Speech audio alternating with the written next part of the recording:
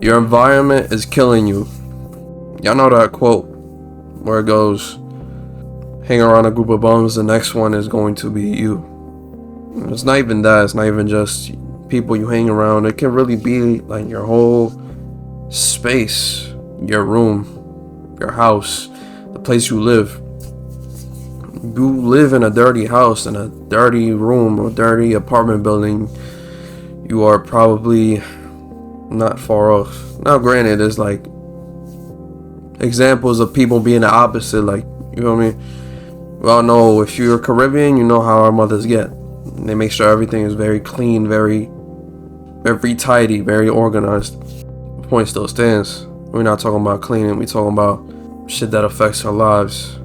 And like, if you a group of friends with dirty people, obviously it's gonna affect you in some way. And this goes back to one of my other videos I haven't uploaded yet. I think maybe I have, I don't know, where everything you do affects you in your reality, and like any small thing affects your subconscious. So for example, the shit you populate your life with on a daily basis. So let's say you're into video games, you watch video game content. When you go on Instagram, video game shit pops up. TikTok, video game shit pops up. You like video games, you play them every day. That's pretty much all you talk about. Anything else that's not a video game is not gonna, your mind is not going to obtain the information easily. It's going to try to shut it out, because the mind likes what it's accustomed to, what it is used to every single day. So if you're used to video games, that's really all your mind is going to entertain, because the mind is very selfish. It doesn't want what is good for it or what's good for you. Well, yeah. It wants what's good for it, not what's good for you or your body or your life or your goals or what you want or what you want. You feel me? The brain wants what it wants, and the brain is a very comfortable creature. So you let it get comfortable, it'll make you comfortable. Just being the same, staying the same, never changing. So your environment is killing you. Now, this really is like, this whole thing is like, well, do you want more for yourself? Well, do the people around you want more for themselves? Are you in an environment that encourages you to do more for yourself, or for you to want more for yourself? Is it a conducive environment for that type of thinking? You feel me?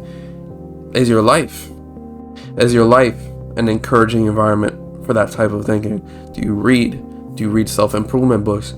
Are you a self-improvement kind of person? Do you do anything that really improves your life in any way? It doesn't even have to be the gym, which is what my mind goes to, because I go to the gym a lot. It can be anything, whether it's money, health, whatever. It doesn't matter. But the main point of it is, you have to surround yourself with different things that are in accordance with your goals. That's how it is. Because your brain is a sponge, your mind is a sponge, even your body. But the brain controls everything. Even if you aren't thinking about it consciously, subconsciously, it takes everything within a part of you. You know those thoughts that you can't control, your intrusive thoughts? That's your subconscious. That's shit that you take in on a daily basis. This is why they say porn fucks up your relationships, and whether relationships in daily life with friends, people that you care about, your family, your loved ones. It fucks you up, because if you're intaking porn, then you're gonna start thinking in more perverted and sexual ways. That's just how it is. It just is what it is. So your environment matters. Now let's talk about the people in your life. If they're not conducive to what you want for yourself, then it's gonna fuck you up. It's gonna mess with you, mess with your goals, with your mentality, with how forgiving you are of yourself for not accomplishing something, or for not working on something, for being lazy. Let's say friends with lazy people that don't give a fuck, or you're friends with people that are very strict with themselves, very strict with you. They're there to motivate you, and they don't let you get away with dumb shit that is bad for you or your health. That will help you. The brain is a social, not the brain. Humans are very social creatures. as much as we can isolate and be by ourselves more often, as often as we want to, the brain is going to crave connection. Whether it's with people in real life or people online, people that you don't know, never seen their faces, the brain craves connection. So whoever you connect with, you're going to absorb shit from, regardless. It doesn't matter whether you like it or not. It's just going to be a part of you. And it's not even the friends that you have, but the friends are the closest people that you have besides family, if you're even close with your family. Your friends are the people you want to be around.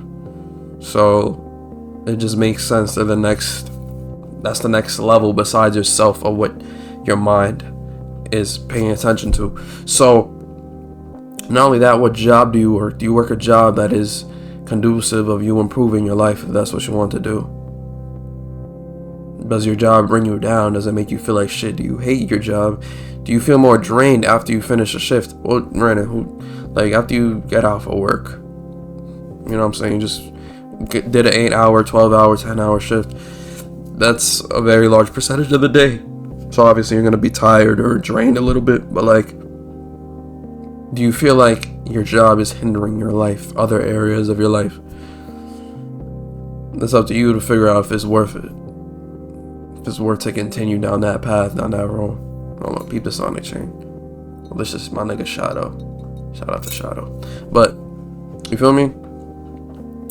You feel like it's controlling your life. And you can't get anything done because of your job. You gotta figure out if it's worth it. Maybe you're in a position where you need this job and blah blah blah, but maybe the reason your life hasn't changed the way you wanted to is because you're stuck there and you're comfortable there.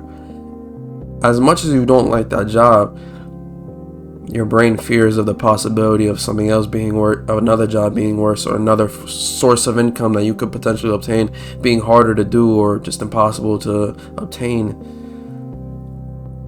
You know, fear may be holding you back, but that's another video idea entirely. So yeah, is your job holding you back? Is your environment, people you live with, the people you talk to, the people you interact with, people you have fun with? You know what I mean? That all affects your life in different ways that you possibly couldn't see unless you paid attention to and started peeping like, why do I act like this when I'm mad or sad or when my emotions get very bubbled up? Because you're subconscious, so you can't control. When you're emotional, you can't really think consciously.